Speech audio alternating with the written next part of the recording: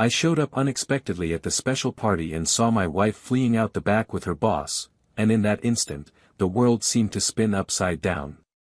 The room, previously lit by smiles, applause, and soft music, dissolved into silence in my head. My heart didn't race, it stopped. I didn't scream, I didn't chase, I didn't ask for explanations.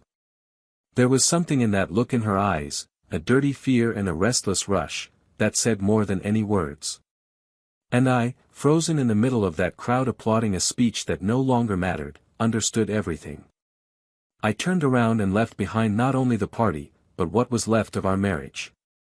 And when the following days arrived, they came slow, humid, as if each hour weighed tons and each dawn challenged me to remember that the woman I loved had chosen someone else.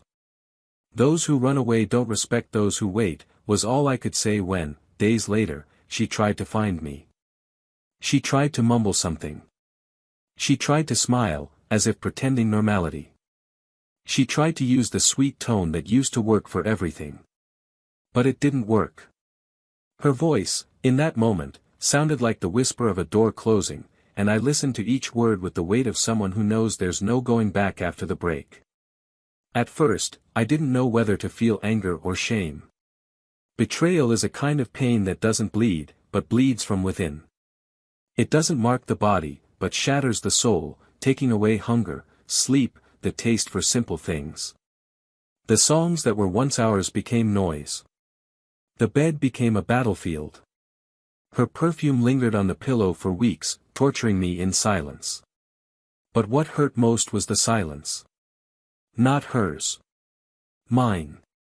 Because, inside me, there was a version of me screaming questions I would never have the courage to ask. When did it end? What did I fail to do? What does he have that I don't? How did she have the courage? She left of her own free will. No one pushed her. And more than the pain of betrayal, it was the realization that she chose to hurt, to lie, to hide, to leave through the back door with someone else while I smiled proudly in the salon. That wasn't impulse. It was calculation. And knowing this made every memory of the last few months feel like a trap, the cold kisses, the hurried hugs, the excuses to leave early, the text messages with the screen facing down. It all made sense now. Betrayal never begins with the act itself. It begins long before, with carelessness, with contempt, with the separation no one sees coming. The affair with her boss didn't last long. Very short. It took the forbidden moment to become undisclosed for it to lose its appeal. He didn't want commitment. She discovered this too late. I heard it from third parties, of course, because she didn't have the courage to tell me. And yet, even knowing she'd been discarded like someone discarding an inconvenient secret, she still tried to get back together. She tried using pretty words, old memories, even an old love letter in shaky handwriting, swearing she missed me, that she'd made a mistake, that she'd let herself go, that it was all a mistake. But words can't wash away the dried blood on the wall. Regret doesn't erase the path taken. One day, she looked me in the eyes and said, "I still love you." And I didn't cry. I didn't even smile. I just took a deep breath and said with a calmness that startled me, "I loved you too." But today, I only have gratitude. She stood there, waiting for me to say more. To open a door, a crack, any space where she could slip back into my life. But I had already moved on. I was no longer hers. And the cruelest thing of all is that, there, in that moment when she finally understood she had lost me, I felt a kind of peace. Not of revenge. But of justice. Because while she played at figuring out whether or not she felt something for me, while she became entangled in the fantasies of someone who only wanted the game and not the prize, I was rebuilding what was left of me. I remember the day I smiled for the first time without guilt. It was while having breakfast with someone who didn't ask what I could offer, but who offered me a seat next to them without charging me anything. It was a light, unpretentious laugh. A simple touch of the hand. And there, in that banal gesture, I realized that peace exists, and it lives in small gestures that need no secret. Over time, the heart stops asking, why, and begins to accept, what now? I discovered that forgiveness isn't for the other person, it's for us. I forgave. Not to get back together, but to breathe.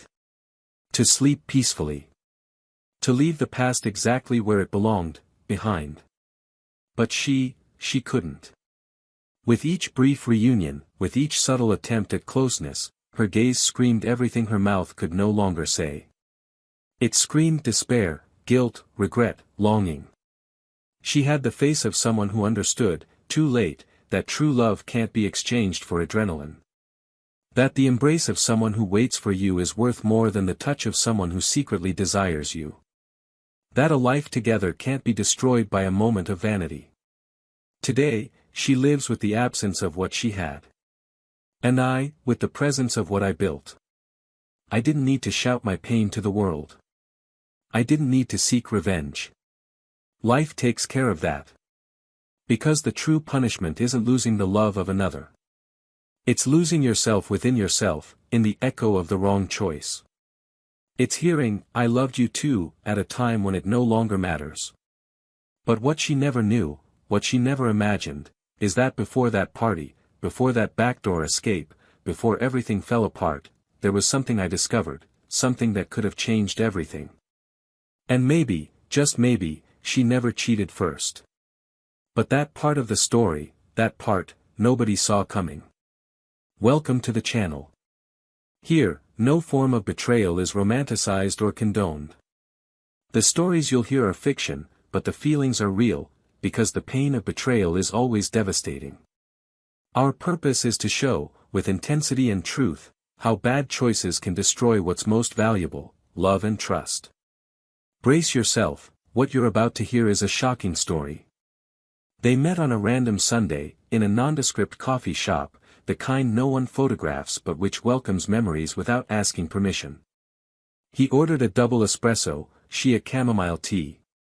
He stared thoughtfully at the rain through the window, she complained on the phone about a missed deadline at work. And yet, somehow imperceptibly, their worlds collided when their eyes met in the brief moment she reached for sugar and bumped into his cup. The coffee spilled a little on the table, the apology was hurried, but the smile that followed was slow, almost shy. It wasn't love at first sight, but there was something. A silent connection, a wordless connection. Something neither of them could name, but which drew them to each other inevitably. His name was Daniel. He was a creative, serene publicist with a sense of humor that flashed at just the right moments and a look that held more silence than he allowed. He was 34 years old, had few friends, many books, and a past he didn't often mention. He was the type who listened more than he spoke, but when he did say something, it left its mark. He had this way of making others feel understood, even without fully understanding himself. Her name was Emily. A marketing executive, always in a hurry, always with commitments, but with a sensitive heart hidden behind spreadsheets and quarterly goals. He was 31, with an impeccable resume and a disastrous love history, which she kept as if it were a shameful secret. She didn't know if she wanted to get married, but she knew she wanted to be chosen, completely, by someone who wouldn't run away halfway through. Over the next few weeks, they began seeing each other frequently. First, brief encounters, then long conversations, impromptu dinners, coffee dates that stretched into the evening. Gradually, the silences grew comfortable, the touches became intimate, and the looks began to say more than any declaration. The relationship evolved naturally, almost organically, without rushing, without empty promises. There was something mature in the way they gave themselves to each other, without the desperate urgency of young love, but with the intensity of someone who knows they've found someone special.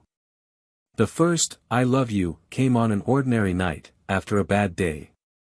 Emily arrived at his apartment exhausted, frustrated with a failed campaign, and collapsed on the couch. He didn't try to fix anything. He just listened to her, made tea, covered her feet with a blanket, and stayed by her side until the silence was enough.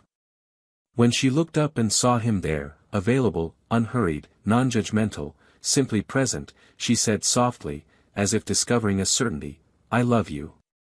He didn't respond immediately. He got up, went to the bookshelf, picked up a book of poetry, opened it to a marked page, and read a passage about love that arrives after the storm. Then he looked at her and replied, "Me too." They shared 2 years of life together. 2 years of learning, adjustments, forgiveness, and joy. They bought a sofa together, chose the wall colors together, adopted a dog named Luna who slept squeezed between them in bed. They had fights, of course, some intense, some silly, but they always came back to the same thing, the desire to keep trying. He, with his almost irritating calm, often remained silent to avoid worsening the conflicts. She, with her restless spirit, wanted to solve everything immediately, as if love needed to be repaired immediately. They learned, little by little, to compromise. To wait. To respect each other's time. To transform failures into bridges, not walls. Their families knew each other. Friends already treated them as a solid couple. Saturday dinners became a tradition, as did Sunday walks in the park, where Luna ran wild and they talked about the future as if planning a path with ease. They talked about marriage occasionally, but without pressure. They both shared fears, old wounds, and respected each other's time. It wasn't a fairy tale. There was fatigue, routine, doubts. But there was also admiration, companionship, and an intimacy that only grows day by day, when one knows the tone of the other's breathing in the middle of the night. Emily began to grow professionally. The company began to notice her talent, and she began to be called to important meetings, travel more, and be more present behind the scenes in strategic planning. Daniel supported her, of course.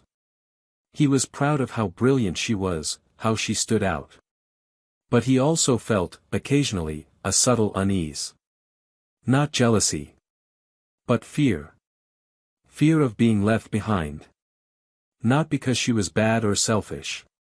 But because, sometimes, success changes priorities. And he knew Emily was ambitious. He admired that about her. But he feared that, in the process, she would forget that love also requires time, care, and presence. In the last few months, some things have changed. Emily started arriving later. Her messages became more direct. Her kisses, more hurried. She said it was just fatigue, overwork, responsibility. Daniel believed her. He wanted to believe her. He trusted her. He'd never been insecure, but something inside him began to grow restless. A small emptiness, a silent doubt, one he didn't dare voice. Maybe it was just paranoia. Maybe it was just the weight of routine. After all, every relationship goes through phases. And he didn't want to be that kind of man who demands attention as proof of love. So he waited. And waited. And remained silent. Emily, for her part, was under pressure. Her new position at the company demanded more than she was used to. She needed to prove she deserved to be there. That she was more than just a promising employee, that she was a leader. And it consumed her. Meetings had no set end time. The messages wouldn't stop, even during dinner. She felt guilty for not being more present. But she also felt irritated when Daniel tried to talk about it. To her, it was just a phase. And deep down, she hoped he would understand, that he would be patient. That he would be there when things stabilized. But love, even the most solid, has its limits. And silence begins to create cracks when it builds up. Daniel tried to hold on, but the absences began to weigh him down. He no longer remembered the last time they'd laughed together. He no longer remembered the last touch that wasn't hurried. He missed her. Not just physically. But emotionally. He missed the woman who'd talk late into the night on the porch, who'd hug him in the middle of the hallway for no reason, who cried at silly movies and slept in colorful socks. She was still there, but at the same time, she was gone. There was one particular night. A dinner he'd prepared, with candles, wine, and a playlist featuring their old songs. Emily arrived over an hour late, her eyes tired and her mind elsewhere. She tried to smile, complimented his efforts, but didn't touch the food. She said she had an urgent matter to attend to and locked herself in the room with her laptop. Daniel blew out the candles alone, put away the wine, and went to sleep without saying a word. Not out of pride, but out of exhaustion. Because loving someone who's always distant, even when close, is a cruel loneliness. And there, in that spacious bed, the silence between them became almost deafening. Still, there was hope. There were too many memories, too many stories, too much love to give up. Daniel believed it. That every relationship goes through winters. And that if it were true, they would find a way to warm up again. But sometimes, love doesn't die from a lack of feeling. It dies from too much absence. And absence, when prolonged, becomes abandonment. Emily, in her intense days, didn't always realize how far she was drifting. She believed she was focused solely on growing, on securing a better future for both of them. But in the process, perhaps I failed to notice that, while she was chasing goals, someone there just wanted to be seen, remembered, included. And that's how many stories begin to crumble, not with a scream, but with the silence of someone who stops caring a little more each day. They still slept together, still shared a roof, still smiled at friends at social dinners. But there was something broken, however imperceptible. Something they both felt, but neither would name. And it is in this space, in this gap between what one feels and what one avoids saying, that the greatest emotional tragedies are born. Because love demands presence, attention, daily choice. And when that falls apart, what's left is fertile ground for the unpredictable. For the inevitable. For the irreversible. Emily seemed increasingly distant. In the small gestures, in the long pauses between one response and the next, in the way she avoided Daniel's eyes during dinner or the way she swiped her finger on her phone even as he talked about the new project he was working on. There was always a, "we'll talk later," an, "I'm exhausted," a, "I need to finish this quickly." Daniel wasn't a suspicious man, nor was he insecure, but the signs were all there, pulsing like beacons amid a fog he refused to penetrate. He tried to justify everything with the familiar arguments: work, responsibility, pressure. But deep down, a silent unease began to grow like a root spreading slowly but surely underground, ready to break through the concrete. The nights were colder, but not because of the weather. It was the silence between them that now filled the room, the spaces in the house, the places that had previously brimmed with life. Emily still talked about work, her colleagues on the new team, meetings and presentations, but there was one name that came up all too often: Logan.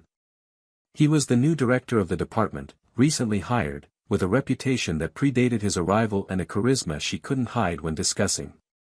Daniel heard the name so often that he began to believe he knew the man. At first, he even found it amusing how she seemed to want to impress him. But over time, he noticed her tone when talking about Logan changing. It wasn't just professional admiration. It was enthusiasm. It was brilliance. And it hurt. One Saturday, Emily mentioned the team get-together at the end of the month. It was informal, a celebration of the close of a successful quarter. She said he might want to come along, but with a tone that seemed more like a courtesy than a sincere invitation. Daniel sensed this, but chose to ignore it. He accepted the invitation naturally, but knew deep down that she expected him to decline. And this became even clearer in the following weeks, when she began to treat the party with disregard, almost as if it were something unimportant. She didn't mention details, avoided comments, and avoided the subject. Daniel didn't insist, but observed. He learned to read between the lines. And in them, the story unfolding was too cruel to be spoken aloud. In the days leading up to the event, Emily seemed more anxious than usual. She took extra care of her hair, bought a new dress, got her nails done on a Wednesday night, and spent the rest of the week with her phone even more glued to her hand. When Daniel asked if she wanted him to pick her up at the end of the party, she said she didn't need to, that she might stay later, that she was getting a ride with a colleague. But he didn't mention any names. He simply waved the conversation away with that evasive tone that had become habitual. Daniel pretended to believe her. Not because I was convinced, but because sometimes, accepting a lie is less painful than confronting the truth prematurely. On the night of the party, Emily left early, saying she needed to help with the organization. Daniel stayed home, watching a movie he couldn't finish. His eyes were on the screen, but his mind wandered into dark realms, imagining possibilities he preferred not to name. He tried to pass the time, washing the dishes, organizing the bookshelf, even considering going for a run, but nothing distracted him. When he saw that it was past midnight and she still hadn't sent a single message, his heart sank like an unavoidable warning. He grabbed his car keys, left without thinking too much, and drove to the event venue, a rented hall in a more remote neighborhood. Arriving there, the atmosphere was lively, still full, music blaring, lights dimmed, laughter rippling through the air.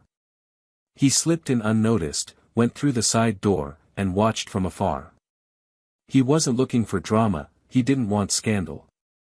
He just wanted to understand. He needed to see for himself what his intuition had been screaming for weeks. He walked slowly through the room, greeting one or two familiar faces from afar, but didn't find Emily. He went to the bar, looked around, and then, by some inexplicable instinct, headed to the back, where a half-open door led to a hallway with an exit to the parking lot. And that's where it all stopped. The image struck him with a silent force. Emily walked quickly beside Logan, both of them hurriedly, laughing at something he couldn't hear. She held her coat in one hand, her bag slung over her shoulder, and her face lit with an exhilaration he hadn't seen in months. It was a kind of raw, carefree joy she no longer displayed when she was with him. She didn't see him. She walked right past, her gaze fixed on the car across the parking lot. Logan opened the passenger door for her, a gesture that in any other context would have seemed banal, but there, in that moment, it felt all too intimate. Familiar. Unquestionable. Daniel didn't move. He didn't need to. The image was too clear. The rush, the smile, the subtle touch on his arm, the absence of guilt on her face. That was where she wanted to be. That was where she wanted to go. No explanation would come later with enough force to undo that. Because there are truths that don't need to be spoken. They scream in the way someone leaves without looking back. And she did. Without hesitation. Without looking.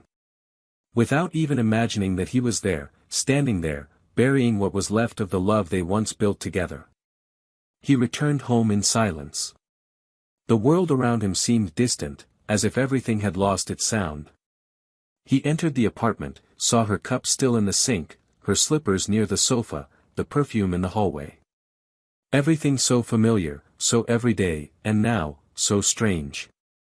He sat on the edge of the bed, stared at the dark ceiling, and tried to remember the exact moment when everything began to fall apart. There wasn't one. The end is always made of small, daily deaths, of gestures left unsaid, of words left unsaid. And now, everything made sense. The distance, the exhaustion, the excuses. Everything was there, sewn together in silence, waiting for the moment to be discovered. When she returned home, it was already past 3. She took off her shoes at the door and walked slowly down the hall, perhaps thinking he was asleep. But he was awake, sitting on the couch, remote in hand, his eyes fixed on the switched-off television. She froze when she saw him. She said a restrained, hesitant, almost childlike, "Hi." He didn't respond immediately.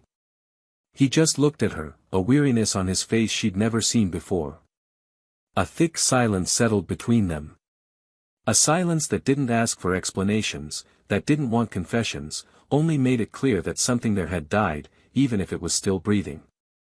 She tried to justify the time, saying she stayed to help clean, that she'd gotten a ride because she was tired. But there was no more room for fabrications. Daniel didn't interrupt her. He didn't raise his voice. He simply said there was no need to explain anything further. And that, nothing, held within it all the details she tried to hide. All the kisses she'd missed, all the disguised lies, all the minutes she'd spent elsewhere while he waited for her in the dark. The next morning, Emily woke to find his place empty beside her. The bed seemed larger, colder, more impersonal. She got up, went to the living room, and found an envelope on the table, containing a handwritten letter. It wasn't a dramatic farewell. It was a sober, direct, almost serene account, but with pain contained in every line. It spoke of love, of trust, of choices. It spoke of absence. And it ended with a short, definitive sentence that echoed within her for days: those who run away don't respect those who wait. The betrayal didn't need to be explained. It had been experienced. Seen. Felt. And now, she was left to live with the space he'd left. A space she'd carved out herself, little by little, without realizing she was pushing away the only love that had ever needed to be proven. But what she didn't know yet, what she hadn't even suspected, was that there was something about that night he'd never revealed. Something that would change everything. Something that still remained hidden. Ready to explode. For weeks, Emily tried to rebuild what was no longer within her reach. The messages were more frequent, the touches longer, the looks more imploring. Daniel, however, no longer inhabited the same space as her. His physical presence was still noticeable in occasional encounters, through mutual friends, or through her insistence on finding justifications to see him, but emotionally, he was on a different frequency, in a different story. And this new story no longer included the shadows she had left in his wake. When she finally understood he wouldn't return, something inside her gave way. The pride that had previously kept her going gave way. And with it came the real weight of what she had lost.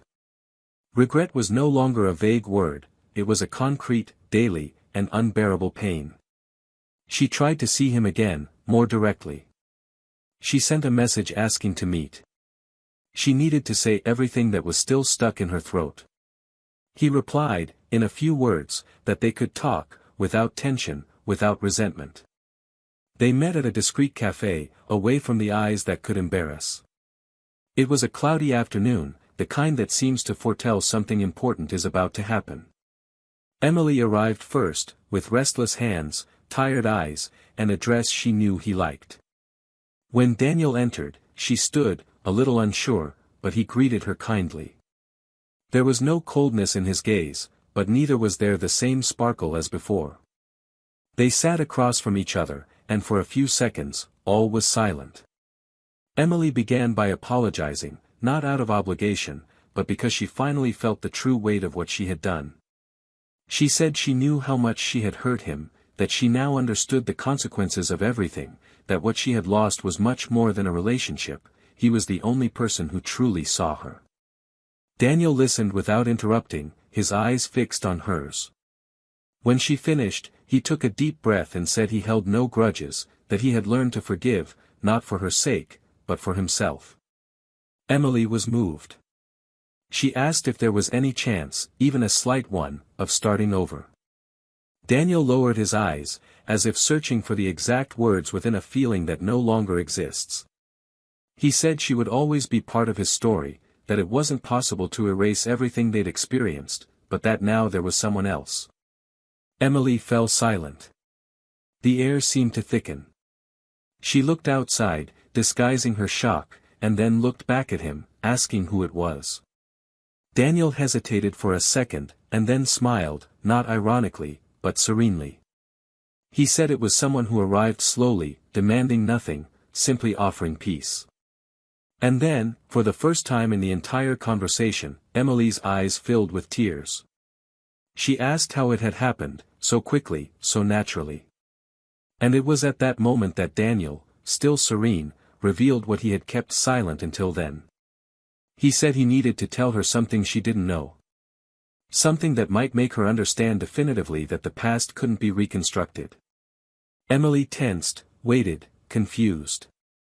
Daniel looked into her eyes and began to tell her about the day of the party, the day he saw her leaving through the back door. She froze. She already knew he knew. But what she didn't know was that he hadn't come there by chance. He had something in his hands that day. Something he'd kept for weeks, maybe months, waiting for the right moment. And that day, he'd decided to give it to her. It was a ring. Emily froze. Daniel told her he planned to propose that night. That he'd spoken to her parents, that he'd confided in his best friend, that he'd prepared a simple but sincere speech. He wanted it to be special, discreet, like everything they'd built together.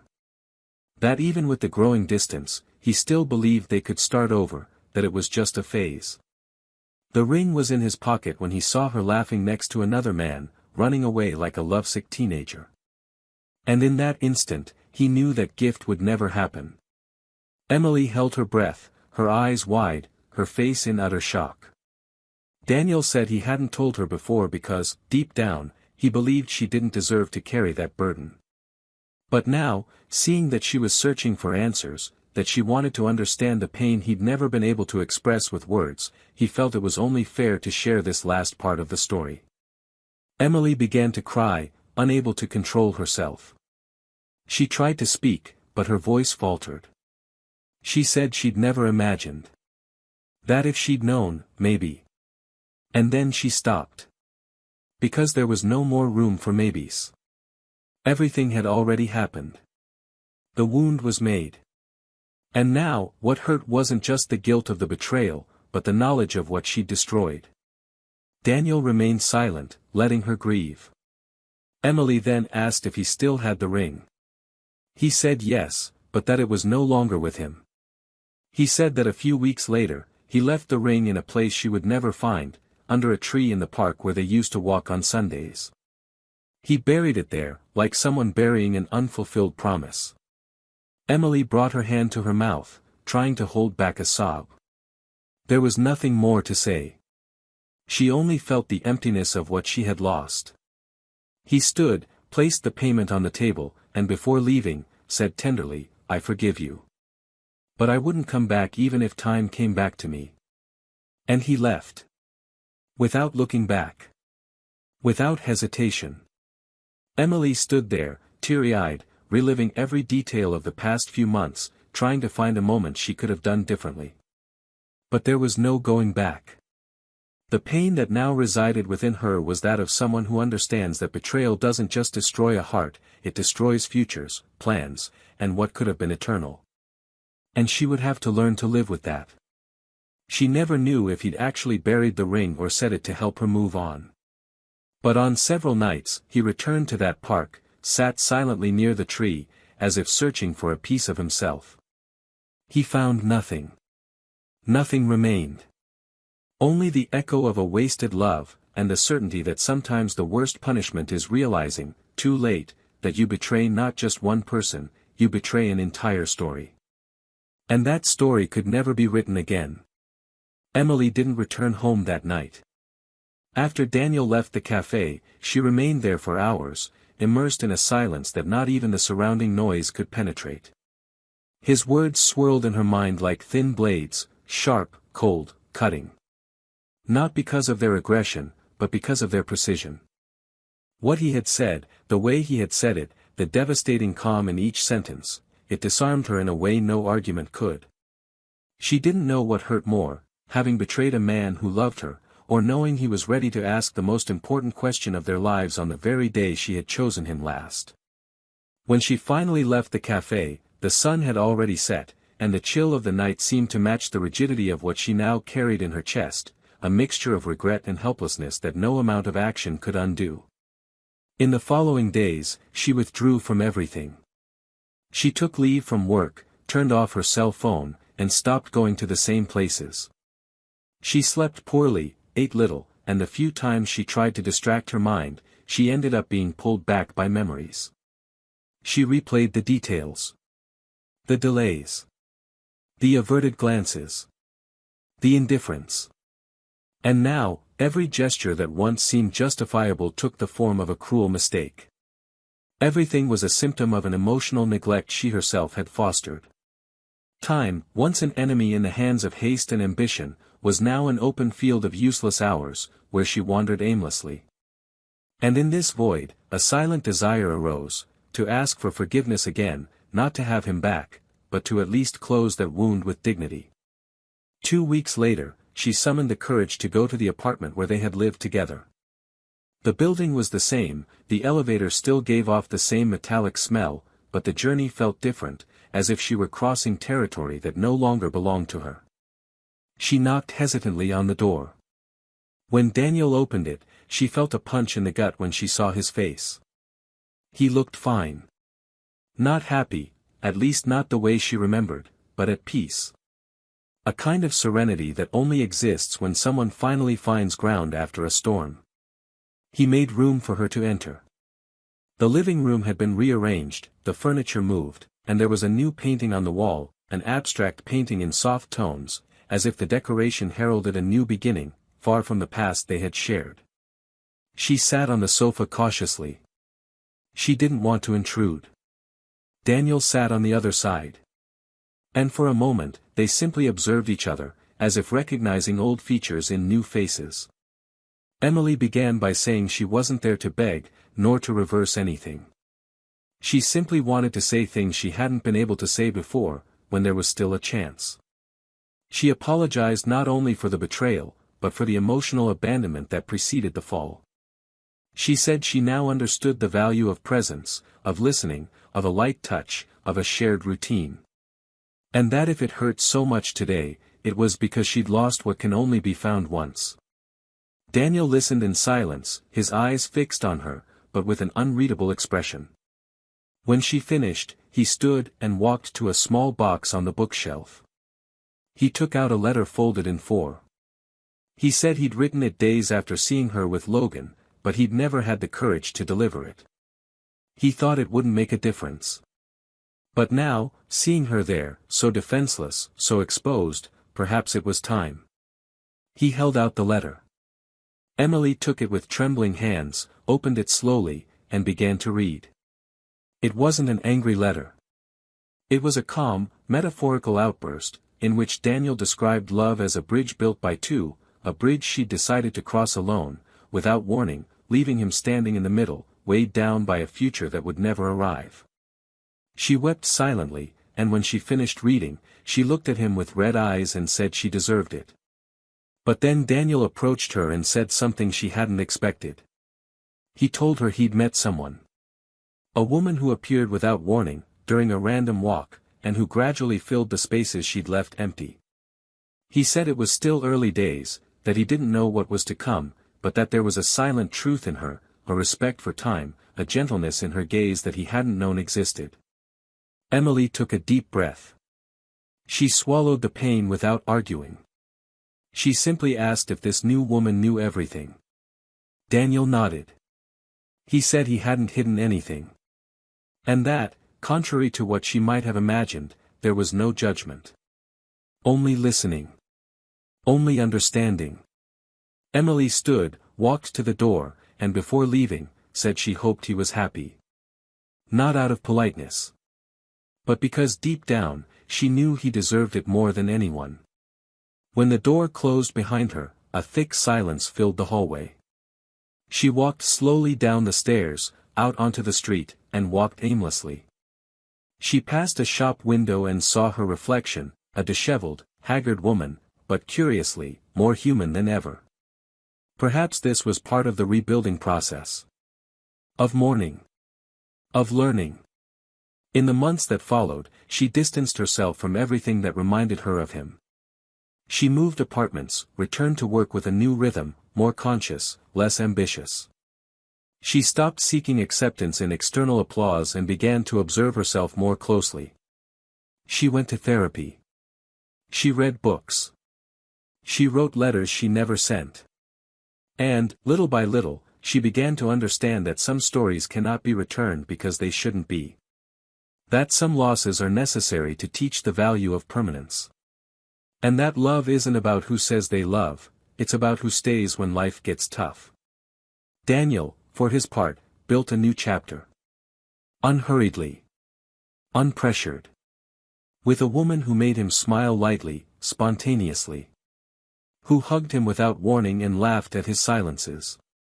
With her, he didn't need to rebuild his trust, it simply blossomed again, naturally. Little by little, the wounds Emily left became scars. He still remembered the past, but without pain.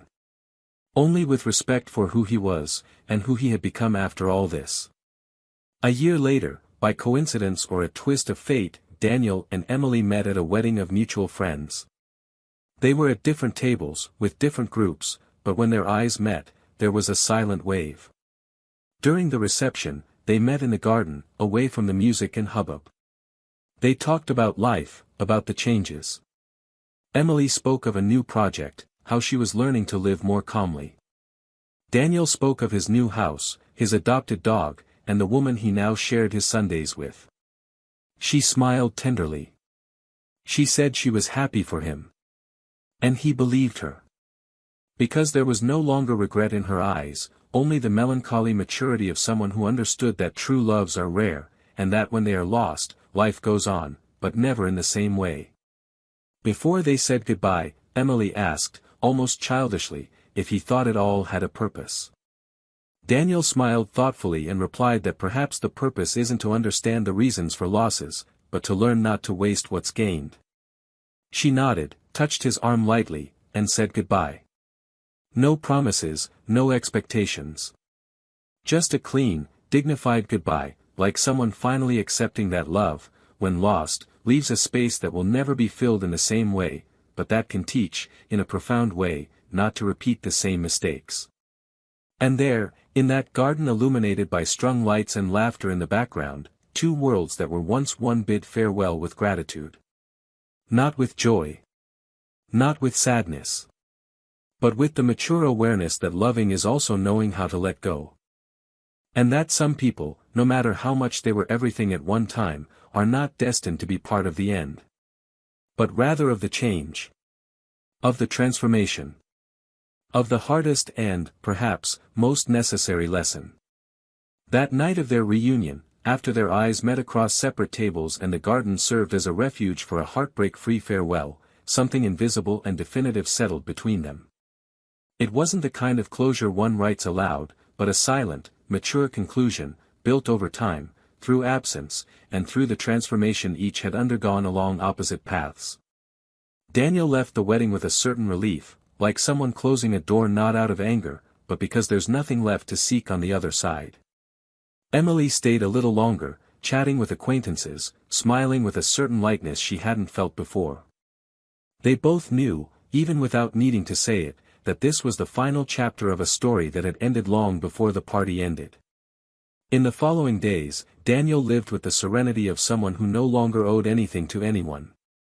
The woman who was now part of his life filled spaces without invading, touched old wounds with an almost intuitive delicacy, and above all, offered presence, not as a promise, but as constancy.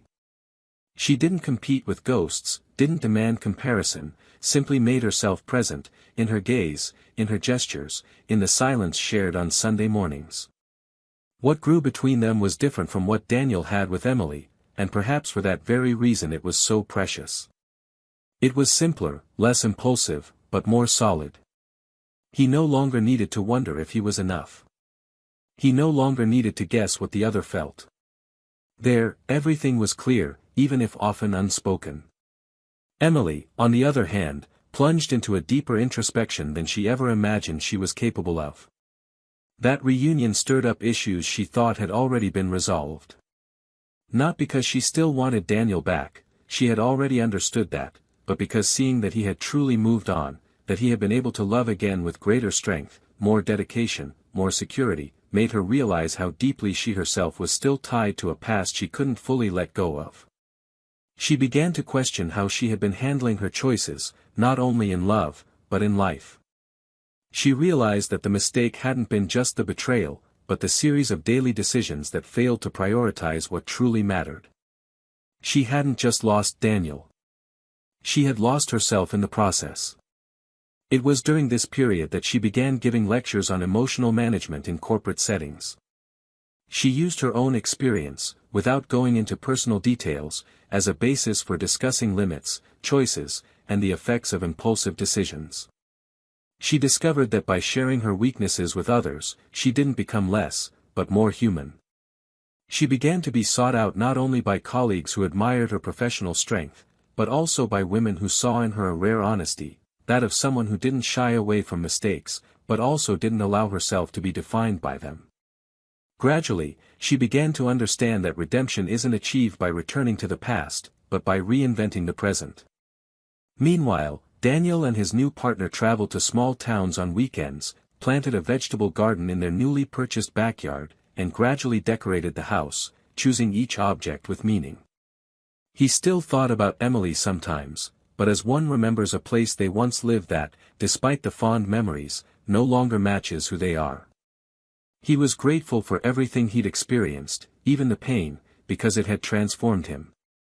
The betrayal taught him about the kind of love he no longer wanted, a conditional, anxious love, built on fragile expectations. Now, he sought calm, reciprocity, and respect. Nothing more. And all of it, all at once. One day, while sorting through old papers in a box stored in the basement, he found the first letter he'd written to Emily when they first started dating.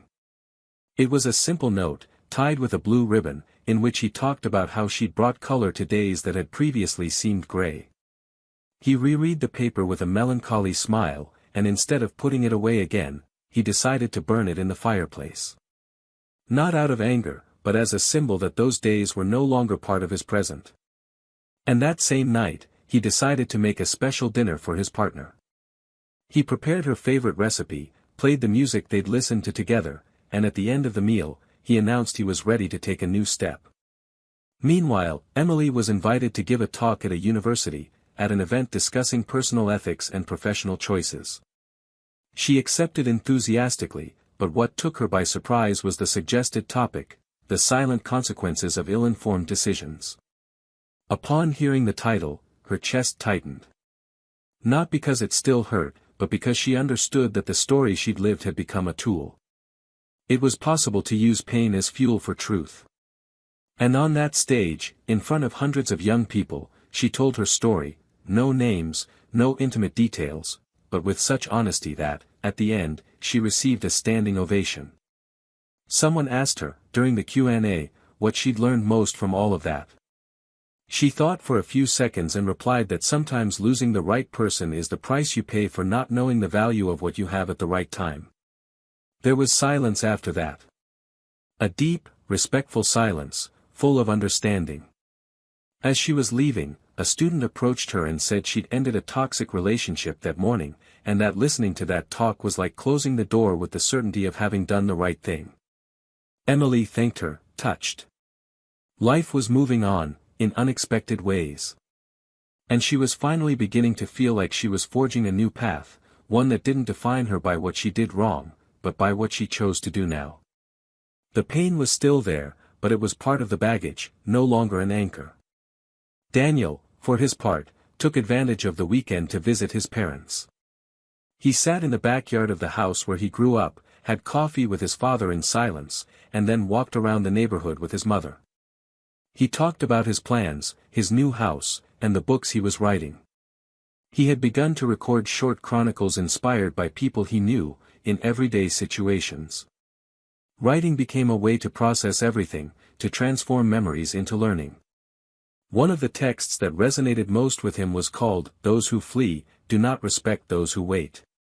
It was based on his own story, of course, but written in a way that anyone could see themselves in it. He received messages from readers saying they felt understood, that they cried, that they reconsidered their decisions. It was like giving back to the world what he had learned the hard way. Despite this, a shadow lingered. A feeling that something was missing to truly end that cycle. Not a conversation, not a reconciliation. But an answer to a question he'd never asked: why did she cheat? Not out of curiosity or a need to justify it, but because understanding the reason might be the final key to burying, once and for all, what still lingered as a memory. And, ironically, that answer would come unexpectedly. Months later, Emily decided to write to him. Not a message, not an email, but a handwritten letter. She said she was fine, that she didn't want to bother him, but that she felt the need to tell him something she'd been keeping to herself since the beginning. That she'd chosen that wrong path not for lack of love, but for fear. Fear of not measuring up to what he saw in her. Fear of being discovered in her imperfection, in her exhaustion, in her insecurity. He said Logan was never love. He was an escape. A mirror where she saw only what she wanted to see of herself. And that after all, she understood that the biggest mistake wasn't choosing the other man, but not having the courage to tell him she was feeling lost. And that's why she ran away. Daniel read the letter in silence, sitting on the porch. He felt a strange peace. Not joy, not pain. But a calm understanding, without anger. That was what was missing. The truth, at last, had been told.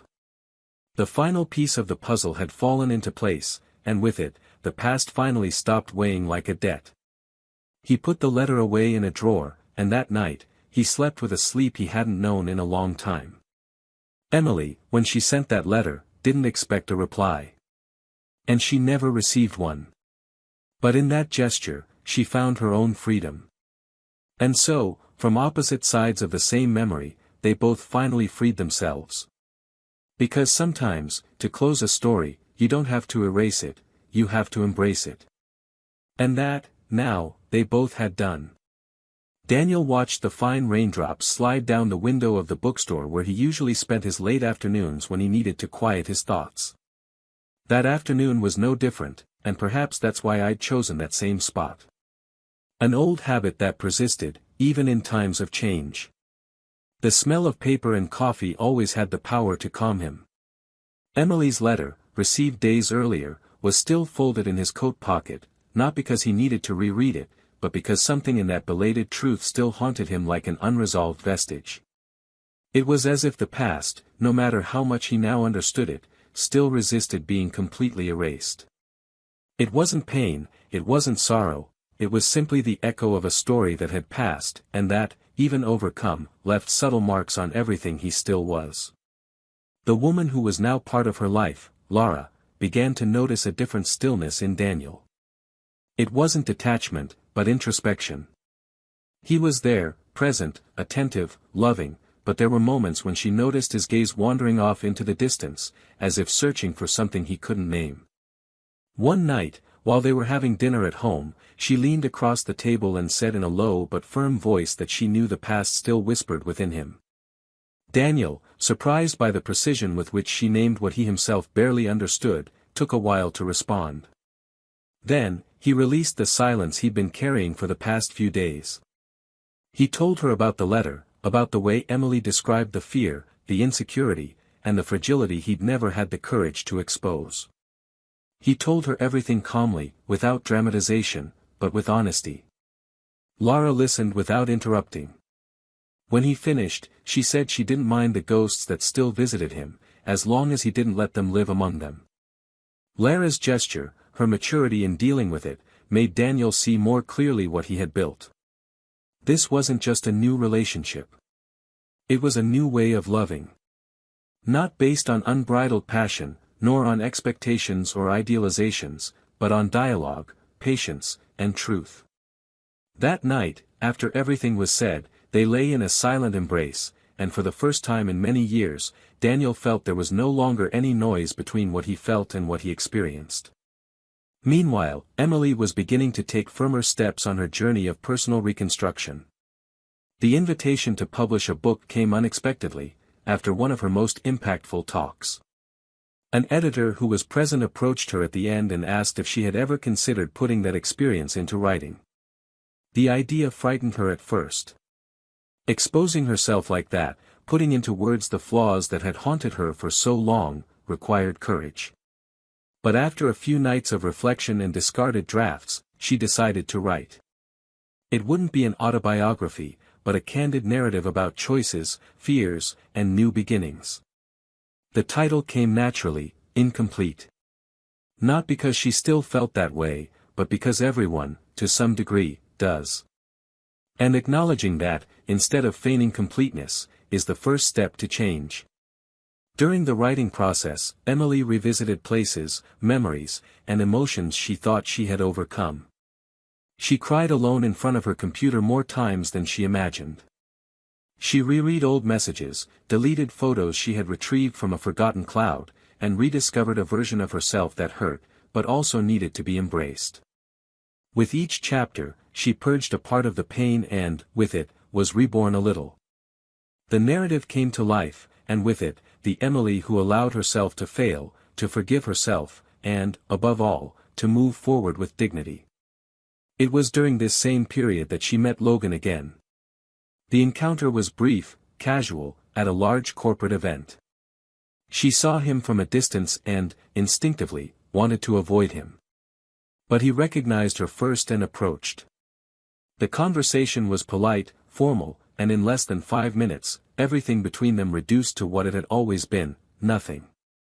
Seeing him, now devoid of all fascination, she finally understood the root of the mistake she had made.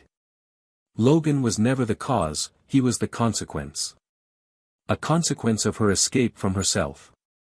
As she turned her back and walked away, she felt, with unprecedented clarity, that this chapter was finally closed, and that she no longer belonged to that kind of story.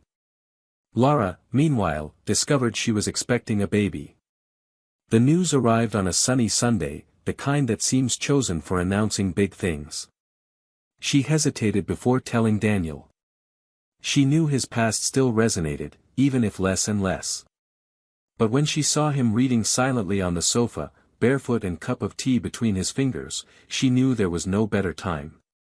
She sat beside him, gently took his hand, and with a shy smile, told him.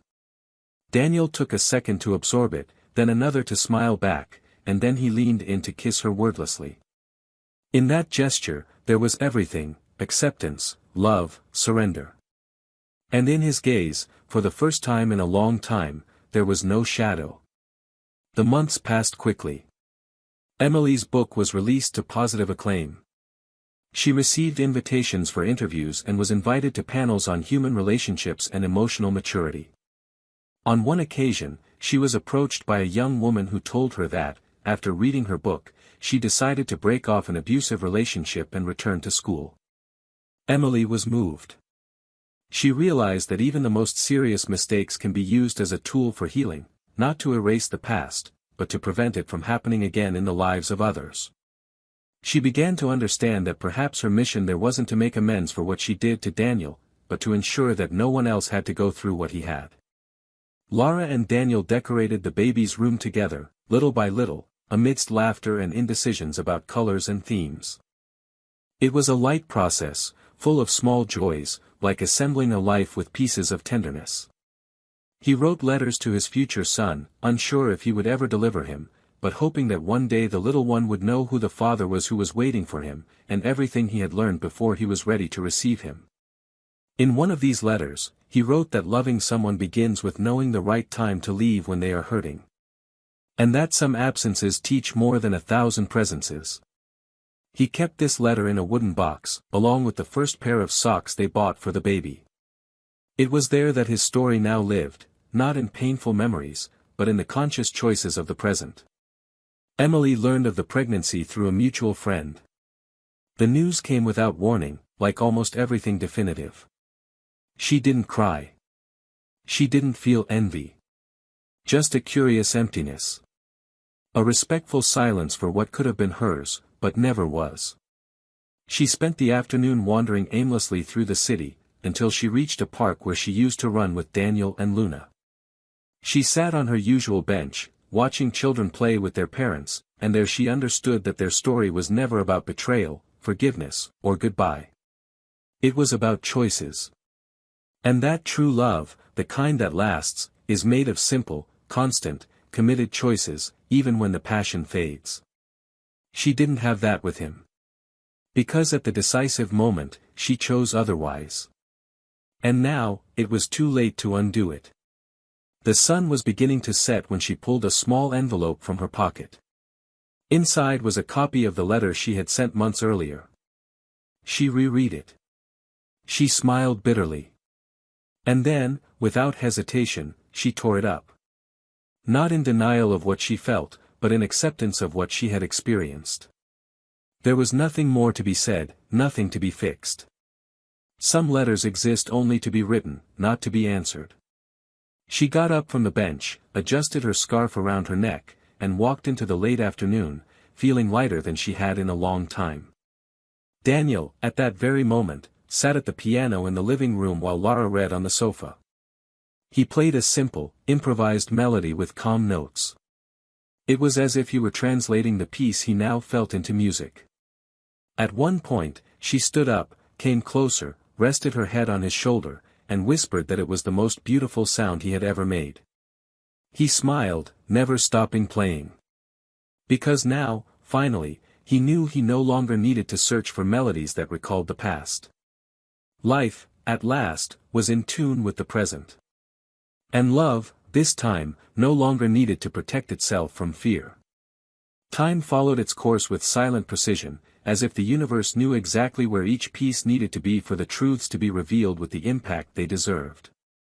The birth of Daniel and Lara's son was on a gray morning, the kind when the sky seems to anticipate something great.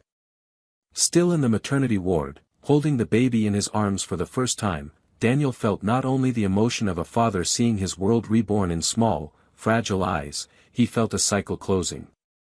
All pain, all loss, all bitter memories were replaced by that moment when the cry of a new life cut through the silence with an almost spiritual force. Lara, exhausted and radiant, looked at him with a smile of quiet victory, as if she knew they were exactly where they were meant to be. There was peace, there was truth, there was a new beginning, and this time, it wasn't a promise, it was reality. In the months that followed, life changed irreversibly. Daniel, who had long written about what he lost, now wrote about what he gained. He published his first book, a collection of chronicles about choices, about new beginnings, about loves that hurt and those that heal. The book had a greater impact than he expected. It was as if people were ready to hear unvarnished truths, told by someone who didn't want to teach anything, but simply share what he had learned through living.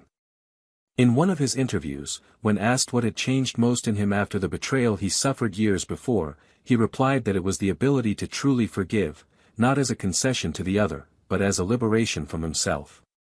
He said that forgiveness, to be complete, doesn't ask for return, nor rapprochement, it only demands truth.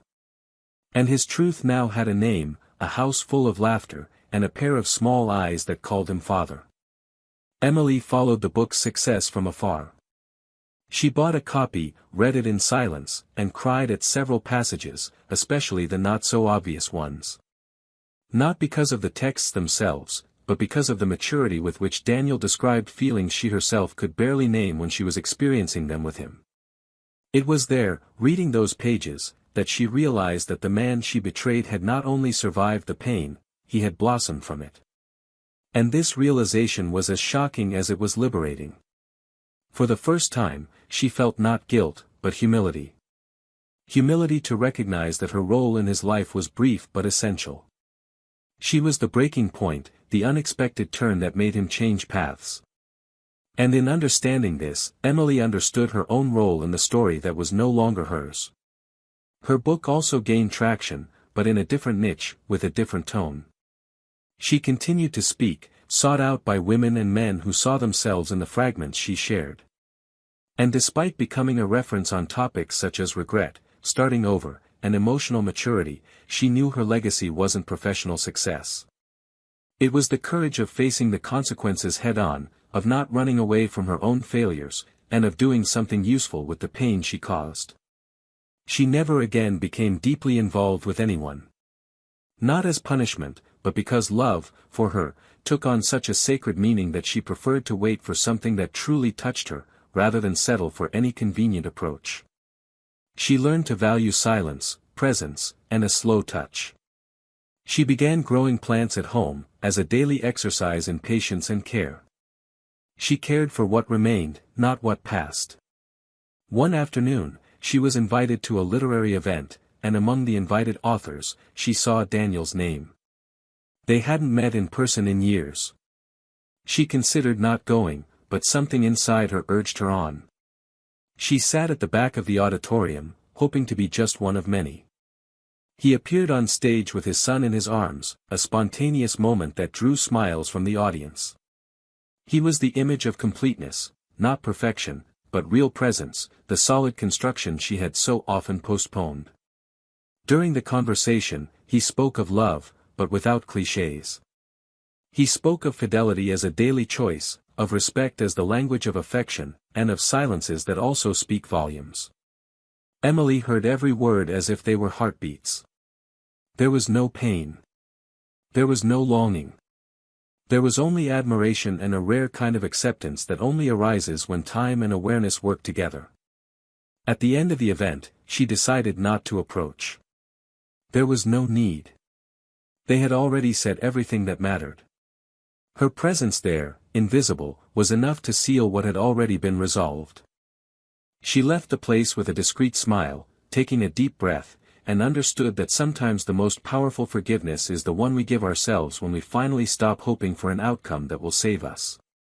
Sometimes, the outcome is the path, and she finally walked with firm feet, not wanting to turn back. Logan, on the other hand, followed the predictable script of men who don't know how to love, only how to conquer. He jumped from one relationship to the next, always seeking novelty, excitement, and shying away from any commitment that required commitment. Time took its toll silently. One day, he woke up in a house too big, with silences too loud, with no one to share coffee, successes, or failures with. He realized, too late, that having the freedom to choose everything isn't the same as having someone choose you every day. What seemed like an advantage became empty. No one remembered him fondly, only with fragmented stories of a man who always arrived early and left without explaining why he didn't stay. After the birth of her son, Laura discovered a strength she hadn't known existed. Being a mother connected her with an ancient, visceral instinct that redefined even the traumas she carried from childhood.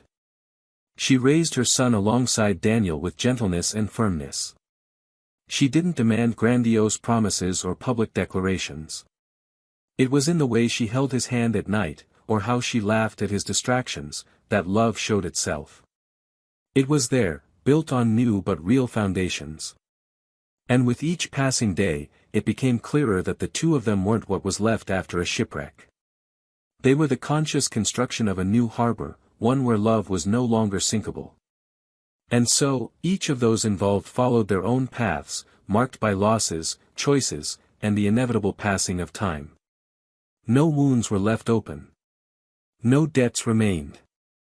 But everyone learned lessons, some harsh, others transformative. Daniel understood that love isn't about insisting on someone who isn't ready, but being ready when someone who deserves it appears.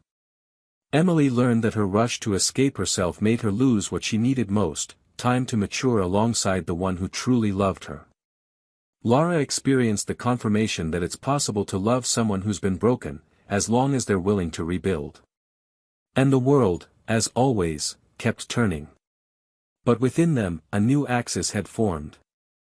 Now, if you've made it this far, I want to hear from you. What did you think of this story?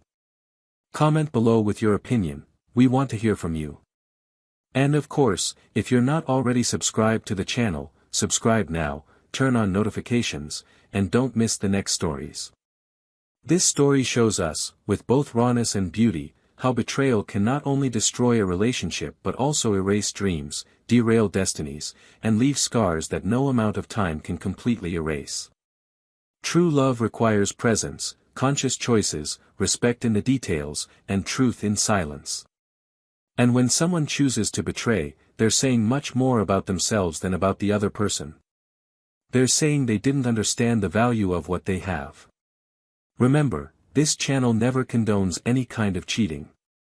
Here, we show, through moving and real stories, that cheating isn't just about making a mistake, it's about losing. And there are losses that can't be recovered, only understood. Until the next story.